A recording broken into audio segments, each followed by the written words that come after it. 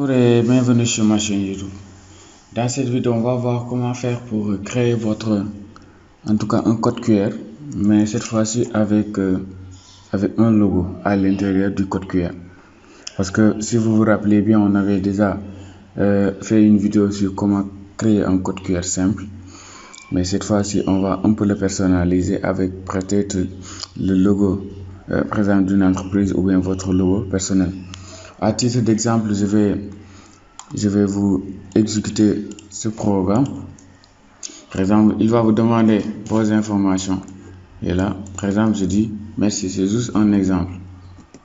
Voilà, maintenant, il va vous demander le nom, en tout cas, de l'image.png. Je vais faire Y, c'est juste un exemple. Y.png ou bien JPG, c'est à vous de voir. Voilà, si je clique sur exécuter, voilà, l'image est là. Et si je fais ça, voilà, on a le logo à l'intérieur. Maintenant, pour ce logo, j'ai pas pris. Voilà, pour ce logo, vous pouvez utiliser par exemple, vous pouvez utiliser Photoshop pour prendre la version transparente. Moi, je l'ai pas fait, mais quand même, vous pouvez le faire si vous maîtrisez bien Photoshop. Bon, sans plus tarder, on va aller attaquer directement le code. Let's go.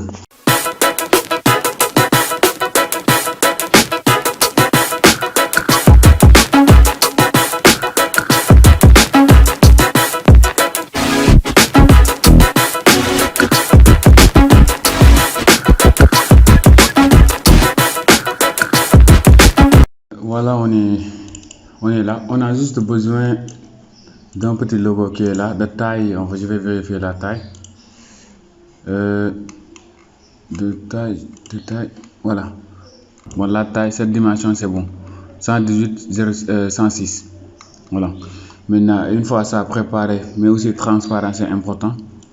On va ouvrir notre Visual Studio Code parce que moi je code avec Visual Studio Code. En tout cas, vous pouvez choisir le vôtre, peu importe. Voilà, je vais créer par exemple le nom du projet, pourquoi pas le nommer Picture QR. QR par exemple. .python. Voilà, on est bien. Je vais réduire celui-là. Voilà. Maintenant, avant de commencer, on a besoin d'installer deux paquets qui vont nous permettre de générer le QR code, et le deuxième va nous permettre d'encapsuler les images, de générer les images. Voilà, parce que comme je l'ai dit, le QR code sera en superposition avec le QR code. Voilà. Maintenant là, il y a le plugin que vous allez installer. Je vais le mettre au niveau de la description. Installe QR code. Voilà. Comme ça. Moi, je l'ai déjà installé, mais vous l'installez. Ça prendra tout dépendra aussi de votre connexion. Mais normalement, ça ne devrait pas prendre du temps. Voilà, moi c'est déjà installé. Alright is satisfied, ainsi de suite, ainsi de suite.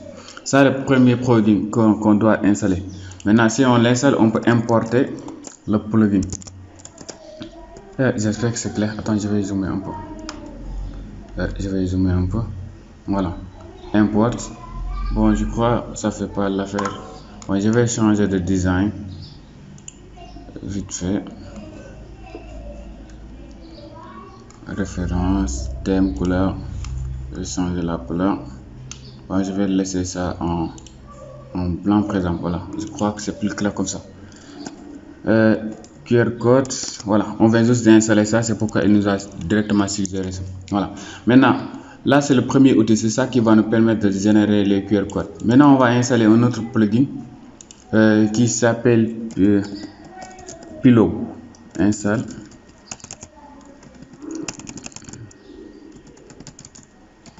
Pillow.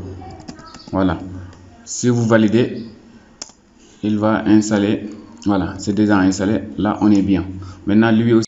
Maintenant on peut passer directement à l'importation. On va dire from, cette fois-ci on va dire from, puis on importe image. Voilà. Maintenant, on est bien. Maintenant, on peut passer directement au code. C'était les deux outils qu'on avait besoin. Le premier, c'était pour pouvoir générer les QR codes et le deuxième, c'est pour intégrer les images. Voilà. Maintenant, là, on va demander à l'utilisateur, par exemple, de saisir, par exemple, les informations. Par exemple, si c'est des données, en tout cas, voilà, son nom, en tout cas, ou bien le nom de l'entreprise, ou bien les informations du client, en tout cas, voilà. C'est à vous de saisir ce que vous voulez chiffrer sous forme de code QR. On va le nommer texte, c'est une variable. En Python, pour demander à l'utilisateur de taper du texte, on utilise input. Maintenant, input, présent, on va mettre le message. On va dire peut-être donner. Bon, c'est juste, vous pouvez personnaliser. Après, donner les informations. N'est-ce pas? C'est bien. Donner les informations. On va faire anti/n, par exemple, pour aller à la ligne. Anti/n, pour qu'il puisse aller à la ligne directement. Voilà. Maintenant, ça c'est pour demander à l'utilisateur de donner les informations, saisir les informations. On va aussi utiliser image, par exemple, notre variable pour enregistrer le nom. Par exemple, on peut demander à l'utilisateur de donner le nom qu'il va donner au code QR qui sera généré. Voilà. Par exemple, on va dire input encore. Input, par exemple, donner le nom de l'image, par exemple, l'image en .png ou bien en .jp, c'est JPG, oui, JPG. Voilà. Là, directement, on demande à l'utilisateur, on peut tester après ça, on demande à l'utilisateur, par exemple, de saisir les informations, puis de donner le nom. Par exemple, là, si je compile, là, vous voyez, il m'a demandé de donner les informations, je donne merci. Merci. Voilà. Donner l'image en PNG, je finirai, t'inquiète, je vais rectifier. PNG, je veux dire pn.png. C'est ça, aspect sera le nom de l'image. Voilà. Là, on n'a pas encore pris en charge la génération de code. C'est pourquoi il va pas générer, il va rien générer, juste il va enregistrer les données. Voilà. Image, voilà. Maintenant, on va essayer de générer le code simple, un code QR à la ligne. Par exemple, là, on va déjà donner, les caractéristiques du code QR. Fonction égale à, par exemple, point QR code. En parenthèse, on va mettre les variables. Par exemple, je vais aller à la ligne. La version, on va utiliser la version 1, n'est-ce pas? Virgule. Là, la gestion des erreurs, on peut pourquoi pas le prendre en compte. Mais il faut noter aussi, il y a 4 versions, il y a 4 manières de gérer, par exemple, les gestions des erreurs. La gestion des erreurs, par exemple, error correction. Bon, il y a la version L, par exemple, erreur, par exemple, version L, version H, version Q, voilà, tout ça c'est des versions. Mais nous, pourquoi pas la version H? M va prendre juste 15% si je ne me trompe pas, et la version Q va prendre 25% et la version H est le max. Bon, lui il prend beaucoup plus en compte les trucs, c'est-à-dire il creuse mieux les erreurs.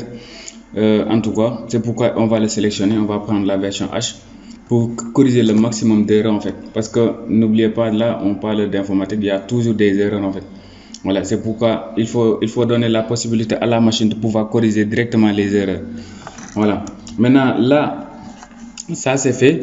On va essayer de donner, par exemple, le border size. Le box size. Voilà. Le box size définit le nombre de pixels pour chaque case. Pour chaque case, il faut donner le pixel. Par exemple, on peut, bon, si vous maîtrisez bien les images, vous allez comprendre c'est quoi pixel. Voilà. C'est lui qui définit les pixels, en fait, le nombre de pixels que vous voulez attribuer à votre image. Voilà, maintenant border détermine l'épaisseur de la bordure. Voilà, mais par défaut, tout le temps on utilise 4 parce que c'est la version en tout cas c'est la valeur par défaut. Voilà, maintenant là je fais virgule et on est bien. Voilà, maintenant on va essayer de générer par exemple le code QR. Je fais code QR.add. C'est pour ajouter, là on va ajouter déjà les informations. Quelle information? C'est ça. C'est ça qu'on va ajouter. Parce qu'il va récupérer ce qu'on a saisi. Parce que tout à l'heure, j'ai fait une démonstration là. J'ai fait une démonstration, j'ai saisi merci et tout ça. Maintenant là, c'est la variable qui est là qui va stocker les informations. Maintenant, les informations stockées au niveau de texte, on va les récupérer et on va le passer au niveau du générateur de code QR. Là, on va faire le variable texte. Voilà, on est bien. Maintenant, tout ce qu'on va saisir à ce niveau, il va directement être ajouté au niveau du code QR. Voilà, c'est ça qui va nous permettre de récupérer les informations. Maintenant, on va passer à on va générer le code avec QMake file fit égale true. Voilà. Maintenant aussi, on peut définir aussi les couleurs qu'on veut utiliser. On peut utiliser soit du bleu, du blanc, parce que les codes QR par défaut c'est en noir. Mais nous on va personnaliser un peu selon notre logo. Notre logo, genre c'est en couleur bleue, donc on peut personnaliser. On peut dire image QR .make image. Voilà. .make image fill est égal à, par exemple là, fill color. Voilà, fill color, par exemple, je peux dire est égal à blue. Pour que ça ressemble un peu à mon logo. Maintenant, background color, c'est le fond. Background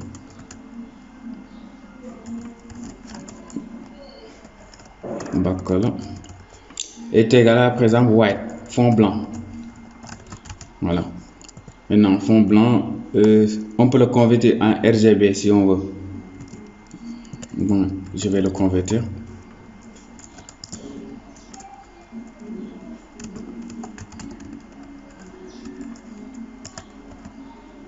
En RGB. Voilà.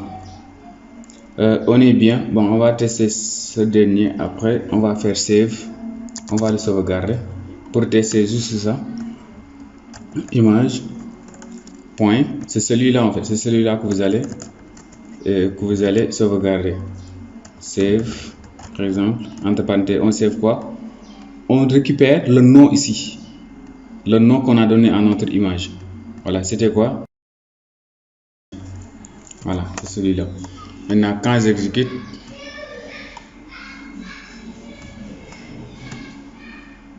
voilà, il va me demander les informations. Par exemple, merci. Le nom en PNG. Par exemple, Ousmane. Ousmane.png. Voilà, si j'exécute normalement ici, on doit voir, voilà, il est là. Je viens de le générer.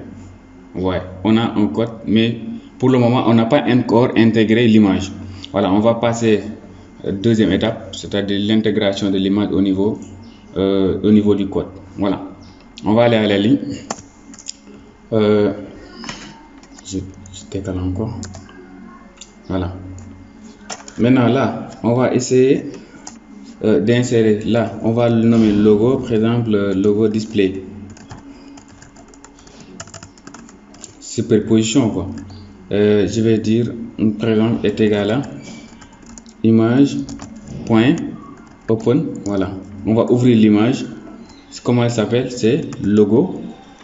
C'était quoi encore? Voilà, c'était logo.png. Je vais copier juste le nom pour ne pas se tromper. Copier. Voilà, je vais venir coller le. Voilà, on est bien. Là, on vient de récupérer l'image. Là, logo encore, logo display point Voilà. Là, on va donner la taille 60-60 par exemple. Les pixels 60. Vous pouvez augmenter comme vous pouvez diminuer, hein, peu importe. Voilà, c'est juste la taille que je veux adopter. Maintenant, là, on va définir la position du logo. On va faire en sorte qu'il soit au milieu en tout cas. Pour position, là, par exemple, on va dire image.size.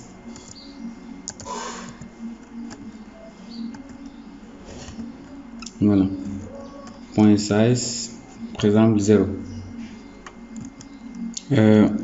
Moins logo display.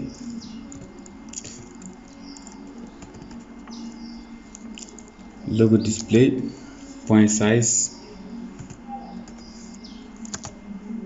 Ok, 0.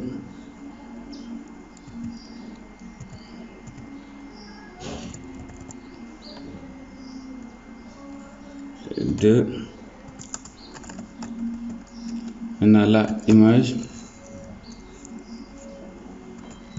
point par exemple size 1.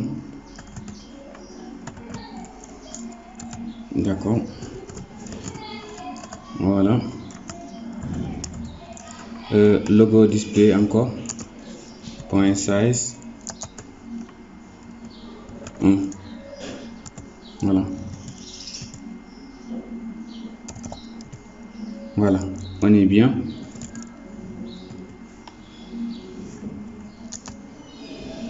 Voilà, maintenant là, image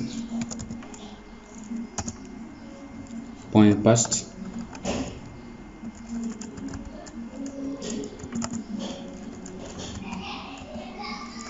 Maintenant là, c'est le logo display,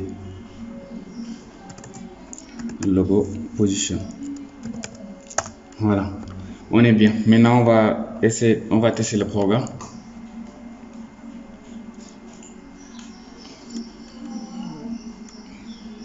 Là, il nous demande de saisir les informations. Par exemple, je fais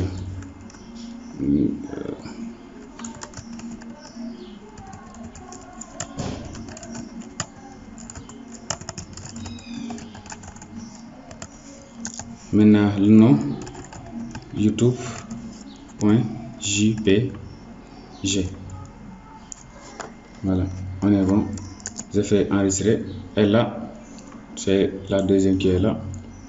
Et voilà, bingo, on a notre logo, en tout cas plus toutes les informations. Et si, bon, je vais scanner, je vais essayer de vous montrer que ça fonctionne. Je vais prendre mon téléphone et faire une prise, en tout cas là-bas.